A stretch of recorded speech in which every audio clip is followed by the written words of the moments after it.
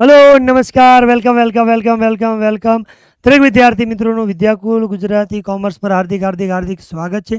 સાથે સાથે દાદાની ઇંગ્લિશની નહીં પણ એસપીની દુનિયામાં પણ તમારું સ્વાગત છે. આ વિદ્યાર્થી મિત્રો ફર્સ્ટ એક્ઝામની જેમ ભાઈ સેકન્ડ એક્ઝામની અંદર પણ હું પ્રયાસ કરું છું. આપ સૌ જાણો છો ભાઈ કે મારી પાસે ઓલરેડી તમે ક્યાંક ને ક્યાંક ઇંગ્લિશના અપેક્ષાએ ક્યારેક ક્યારેક આપણે બધા મળતા રહીએ છીએ, પણ થોડું ઘણું કે આપણને એટલું બધું નહીં, પણ એસપીની અંદર પણ જે કાંઈ થોડું ઘણું મને આવડે છે કે જે અનુભવ છે એના ધ્યાનમાં રાખીને આપણે તમારા માટે ઓલું કહેવાય ને કે હાઈ ડિમાન્ડ ઉપર, વિદ્યાર્થીઓની હાઈ ડિમાન્ડ ઉપર તમારા માટે એસપીનો પણ કન્ટેન્ટ લાવવાનો પ્રયત્ન કરીએ છીએ.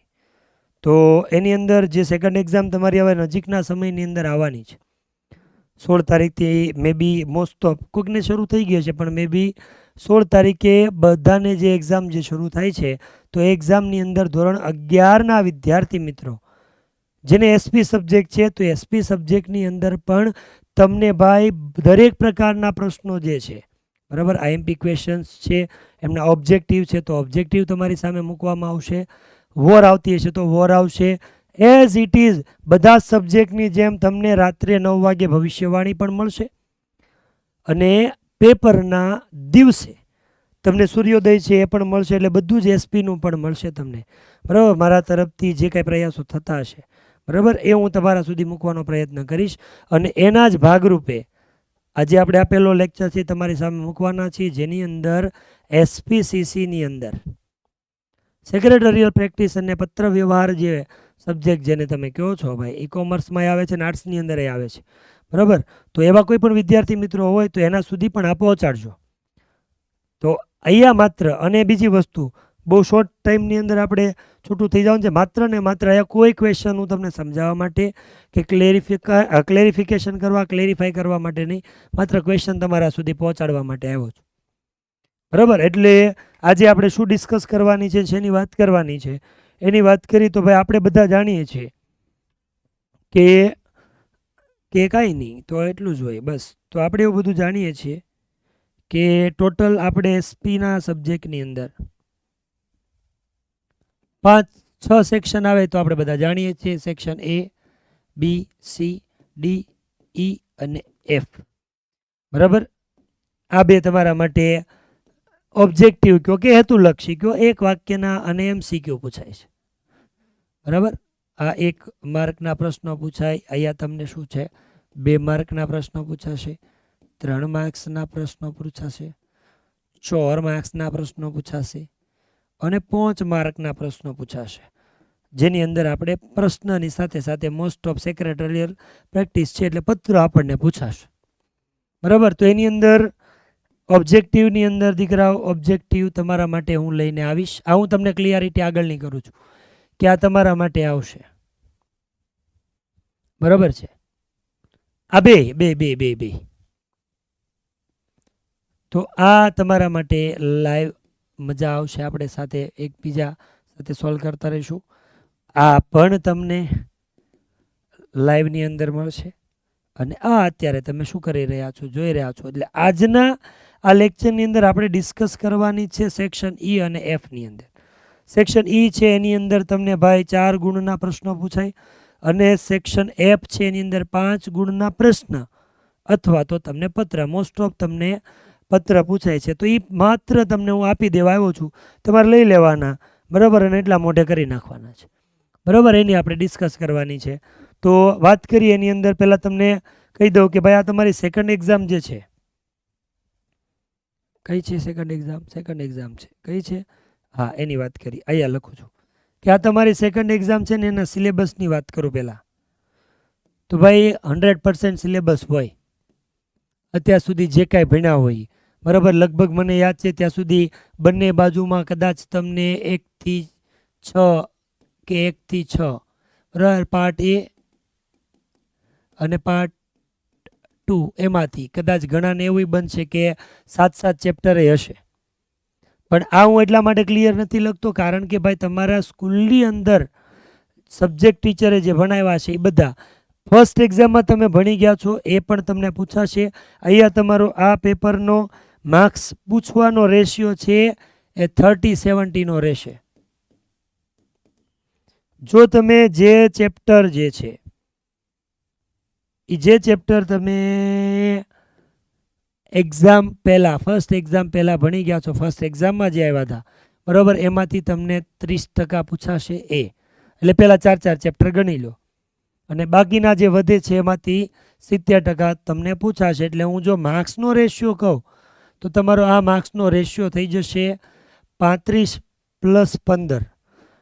દિવાળીની એક્ઝામ પૂરી કર્યા પછી જે ચેપ્ટર ભણ્યા એમાંથી તમને 35 માર્ક્સનું પૂછાશે અને 30 માર્ક્સનું એટલે કે 15 માર્ક્સનું 30% છે એ તમને આગળના જે સિલેબસ ભણ્યા છો એમાંથી પૂછાશે. એની મારે કાંઈ ડિસ્કસ નથી કરવી. સવાલ સાથે આવી સીધા છેલ્લો સેક્શનથી શરૂઆત કરું છું. તો છેલ્લો સેક્શન આપણો આવે છે ભાઈ, કયો આવે? આ જ આવે, બીજો હોય સેક્શન F. અને એ તમારા ક્વેશ્ચન નંબર થાય ભાઈ, ક્વેશ્ચન નંબર 30, 31 અને 32. આ 3 પ્રશ્ન આપ્યા છે, પણ આ 3 પ્રશ્નમાંથી તમારે લખવાના કેટલા છે? 2. 3માંથી 2 પ્રશ્નો તમને જે મજા આવે એ લખવાના. પહેલાં તમને ઓપ્શન એવી રીતે આપતા, એકના અથવામાં બીજો. અહીં હવે મલ્ટિપલ ઓપ્શન થઈ ગયા, 3 આપ્યા છે, તમને જે મજા આવે એ ઓપ્શનમાં તમે કાઢી શકો. નહીંતર દર વખતે એવું આવતું પહેલાં કે પહેલાં 30 આવતો, પછી 31 આપે, એના જ અથવામાં બીજો 31 આપે અને આ 32. તો તમારે આ 2 તો કમ્પલસરી લખવા જ પડે, આ 2ના જ ઓપ્શન થાય. બરાબર, તમને એવું કરીને કાઢી નાખ્યું ભાઈ 30, 31, 32. હાલો ભાઈ 3માંથી તમારે કમ્પલસરી 2 ગમે મજા આવે તમારે લખવાના. 5 ગુણનો પ્રશ્ન છે, 10 માર્ક તમને આમાંથી મળશે. આજના લેક્ચરમાં જે પ્રશ્નો આપો તે ટોટલ 18 માર્ક્સના પ્રશ્નો થશે. આ એપ છે એ 10 માર્કનો, આગળનો છે એ 8 માર્કનો. પ્રશ્નની વાત કરીએ તો આમાં મોસ્ટ ઓફ તમને પત્ર આવશે. એક જ મેં સવાલ લીધો છે, બાકી મોસ્ટ ઓફ પત્ર છે. સમજવાનો ટ્રાય કરું, બધું તો નહીં સમજાવું. વિવિધ પ્રકારના ચશ્માની ખરીદી માટે ભાવપત્રક અને અન્ય શરતો મંગાવતા પત્રનો મુદ્દાસર માહિતી આપતો ઉત્તર સમજવાનો. અમે કે નામ આપ્યું નથી, કોઈ પત્ર લખવાવાળો, કઈ કંપનીવાળો નહીં, જવાબ આપવાવાળો કોણ, કાંઈ કીધું નથી. બધું તમારે જાતે બનાવી શકો. બરાબર, પત્ર કેવી રીતે લખાય એનો વિડીયો ઓલરેડી આપણો ફરે છે. બરાબર, હમણાંનો નથી, ફર્સ્ટ એક્ઝામ વખતનો છે. તો અહીંયા એમ કીધું વિવિધ પ્રકારના ચશ્માની ખરીદી માટે ભાવપત્રક અને અન્ય શરતો મંગાવતા પત્રનો મુદ્દાસર માહિતી આપવાની. એટલે ટૂંકમાં ભાવપત્રક અને શરતો મંગાવી લીધી છે. બરાબર, દાખલા તરીકે આ હું છું, હું તમારી પાસે અલગ અલગ ચશ્માના ભાવપત્રક અને શરતો મેં મંગાવ્યા છે.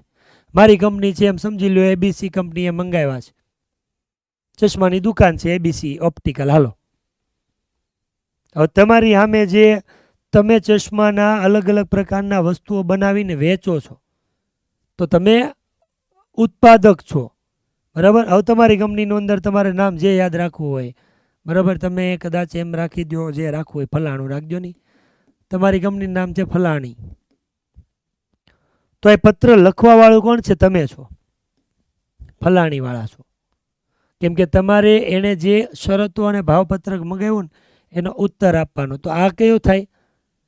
ઓર્ડરના પ્રત્યુત્તર આપતો પત્ર. સાંભળજો, એણે ઓર્ડર દેવા માટે ભાવપત્રકને શરતો દર્શાવી છે, માંગી છે કે અમને આપો, તો તમારે બધું દેવાનું કે અમારો ભાવપત્રક આ છે, આ એટલા પ્રકારના ચશ્મા છે અને અમારી શરતો એટલી હશે, અમે તમને વસ્તુ જે મોકલશું ડિલિવરી ચાર્જ અમે લેશું કે તમારે દેવાનો છે, પેકિંગનું શું થશે, કઈ રીતે શું છે, કેટલું, બધી શરતો દર્શાવવા એ તમારે કહેવાનું છે. એટલે જ્યાં સુધી સવાલ નહીં સમજો ને તો ઘણી વખત આપણે ભૂલ કરીએ છીએ.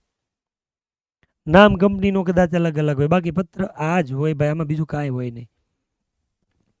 બીજું હું કીધું, હાર્દિક સ્પોર્ટ્સ ડભોઈ તરફથી, એટલે કોણ થયું? હાર્દિક સ્પોર્ટ્સ કંપની દુકાન છે, એના તરફથી સ્પર્ધાત્મક કોટેશન અને મહત્તમ વળતર મેળવવા માટેના આપને મળેલા પૂછપરછના પત્રનો યોગ્ય પાછો ઇનવોઇસ. અહીંયા નથી કીધું પ્રત્યુત્તર, પણ અહીં કહી દીધું છે પ્રત્યુત્તર. દાખલા તરીકે હાર્દિક સ્પોર્ટ્સે તમને કીધું છે કે ભાઈ અમારે અલગ અલગ પ્રકારની સ્પર્ધા કરવી છે, ક્રિકેટ ને, વોલીબોલ ને, કેરમ ને, ફલાણું, એમાંથી બધી વસ્તુ અમારે જોઈ છે. તો એ વસ્તુમાં અમને તમે કેટલું વળતર એટલે કે ડિસ્કાઉન્ટ આપશો, કઈ વસ્તુ ઉપર કેટલું ડિસ્કાઉન્ટ આપશો, એવું એણે પૂછ્યું છે. તમારે એ પૂછેલો છે એનો શું આપવાનો છે? પ્રત્યુત્તર આપવાનો છે. તો તો તમારે કંપનીનું જે નામ રાખીને કરવું એ કરજો. લખવાનો છે હાર્દિક સ્પોર્ટ્સ ને, એટલે આ મેળવનાર થશે. હું ખાસ તમને ગળું ફાડું છું, આ મેળવનાર થયો છે, લખવાવાળા તમે થયા છે. ઓકે, સમજો છો? હવે હું સમજાવી નહીં, પત્ર જોઈ લો ખાલી. ધ વિન્ટર કલેક્શન કપડ વચ્ચે રેઇનકોટ માટેનો ઓર્ડર મેસર્સ પીવી સંધુ બ્રધર્સને આપ્યો હતો. ધી વિન્ટર કલેક્શન વાળાએ આપ્યો હતો કોને? પીવી સંધુ બ્રધર્સને. પરંતુ ઘણો સમય પસાર થઈ ગયો છે, પણ હજી પણ છતાં માલ સામાન મળ્યો નથી. હવે આ બિચારાએ વિન્ટરવાળાએ ધાબળા મગાવ્યા છે, કે જે મગાવ્યું આ પંજાબ સંધુ બ્રધર્સે હજી મોકલા નથી. હવે મોકલા જ નથી તો પછી હવે શું કામ છે? જ્યારે વેચવાનો હોય ત્યારે વેચાય. પણ એણે હજી મોકલા નહોતો એટલે એમ કીધું ઘઉં નથી જોતો, માલ સામાન મળ્યો નથી, અમારા ઓર્ડરને શું કરો? રદ કરતો પત્ર લખો કે ભાઈ અમે આ દિવસે એટલી વસ્તુનો ઓર્ડર લખ્યો હતો, એ દિવસે તારીખ લખો કે આ તારીખે અમે ઓર્ડર લખાવ્યો હતો, એને એટલા બધા દિવસ થઈ ગયા પણ હજી કોઈ જાતનો તમારો પ્રત્યુત્તર મળ્યો નથી. હવે અમારે આ કઈ વસ્તુ જોતી નથી, તમે તમારા ખિસ્સામાં રાખો, મને જોતું. વાણિજ્યિક પત્રમાં ટાઈપિંગ વિશે માહિતી બહુ ઓછો, રેર, પણ આ રાખજો એમપીમાં. પછી સ્ક્રીનશોટ લઈ લો. હવે ભાઈ મારે કાંઈ ડિસ્કશન નથી કર્યું, હું જાઉં છું વગેરે. આનો સ્ક્રીનશોટ લઈ લો. તમને મેં કેટલા પત્ર આપ્યા જોજો, 1 2 3 4 અને 4 8 પત્ર છે. સ્ક્રીનશોટ લઈ લો એટલે તમને બેનો સ્ક્રીનશોટ લેવા દો એટલે આપણે ઇઝી થઈ જાય ને પછી આપણે છૂટે પડ જાતે. ચલો આનો એક લઈ લીધો. હવે આગળ લઈ લે આનો. આ 1 नंबर, ये 2 नंबर, ये 3 नंबर और ये 4 नंबर. इसका भी स्क्रीनशॉट ले लो. આ વાત કરીએ આપણે સેક્શન ઈની, એપ્સની, સોરી. હવે આપણે ઈની વાત કરીએ. સેક્શન ઈ છે ક્વેશ્ચન નંબર 27, 28, 29, 4 ગુણના પ્રશ્ન. તમને ખબર છે 4 ગુણના પ્રશ્ન હોય ને 8 માર્ક હોય તો 4 ગુણ્યા 2 થાય, તો તમારે સવાલ લખવાના થશે 2. 27, 28, 29 તમને જે મજા આવે 2 સવાલ તમારે લખવાના છે, એટેમ્પ્ટ કરવાના છે. ખાસ કરીને ભાગ 2 માંથી તમને વધારે પ્રશ્ન પૂછાય, છતાં હું સવાલ કહી દઉં છું, તમે તમારી રીતે એક સાથે સ્ક્રીનશોટ પછી લઈ લેજો. પહેલો પ્રશ્ન કીધો છે આંતરિક વહીવટનો સિદ્ધાંત એટલે શું, કોને કહેવાય? બહુ અતિ મહત્વનો પ્રશ્ન છે. બીજો પ્રશ્ન તમારા માટે આઈએમપી છે, આવેદનપત્ર અને નિયમનપત્ર વચ્ચે તફાવત લખવાના છે. ગમે ભાઈ, આવેદનપત્ર કોને? કંપનીનો મૂળભૂત દસ્તાવેજ છે, કંપનીને ચલાવવા માટે નિયમનપત્ર હોય, આમાં 6 કલમ હોય, આમાં બધા નીતિ નિયમ એવું લખવાનું. ત્રીજો પ્રશ્ન છે ભાઈ સેક્રેટરીનું મહત્વ. સેક્રેટરી હોય ભેગું થાય, નહીતર કાંઈ ન થાય. बराबर, क्यारेक समय मिलेगा, टाइम मिलेगा तो पाठ पढ़ने भी आएंगे, पर शक्य नहीं मिलता है. ऑर्डर आपता पत्रों अंगे समझूती आपो. ऑर्डर आपती वखत તમારે કઈ કઈ બાબતો ધ્યાનમાં રાખવા.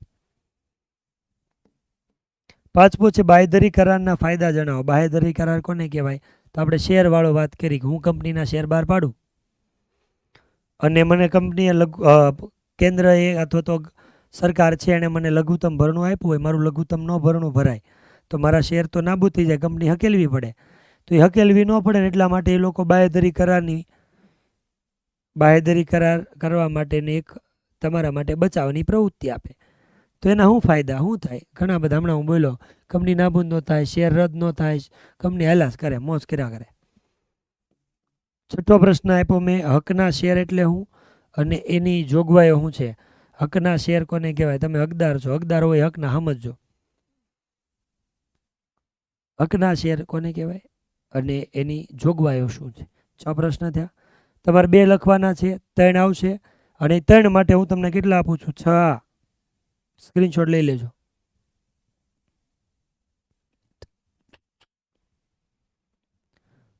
આ 7, એ 8, આ 9, આ 10 અને આ 11 અને આ 12. બહુ થઈ ગયા. લાડ બધા છે એમાંથી મેં તમને 12 કરી દીધા છે. કંપનીના લક્ષણો જણાવી દેવાના છે. આવેદનપત્રમાં કઈ કલમોનો સમાવેશ થાય કરવામાં આવે? 6 કલમ આવે. મૂડીની, સ્થાપનાની, સહીની. 9મો પ્રશ્ન ટૂંકનો જ લખવાની છે. નિયમન પત્રમાં ફેરફાર થાય, કઈ રીતે થાય, શું કામ થાય, ન થાય તો થાય. 10મો ઇક્વિટી શેર અને પ્રેફરન્સ શેર વચ્ચે તમારે તફાવત જણાવવાનો છે. 11મો પ્રશ્ન, ડીમેટ ખાતું ખોલાવવું છે. ડીમેટ ખાતું ખોલાવવા માટે શું કરવું પડે એની આખી વિધિના મુદ્દા આવે એ લખવાના. અને 12મો પ્રશ્ન, શેરની લાક્ષણિકતાઓ જણાવવાની છે. સ્ક્રીનશોટ લઈ લો. આ 12 પ્રશ્ન કરશો એટલે તમારું કામ 110% વિદ્યાર્થી મિત્રો થઈ જશે. ઈચકો કર ડાલા તો ઝીંગા લાલા હે એમ સમજીને હાલજો ભાઈ.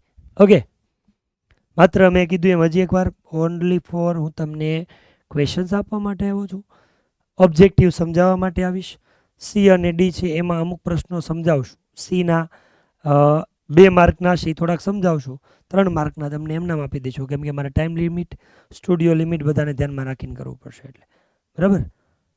એટલે આ સેક્શન ઈ એટલે હું તમને એમપી આપી શકું, બીજું તો અત્યારે શક્ય નથી.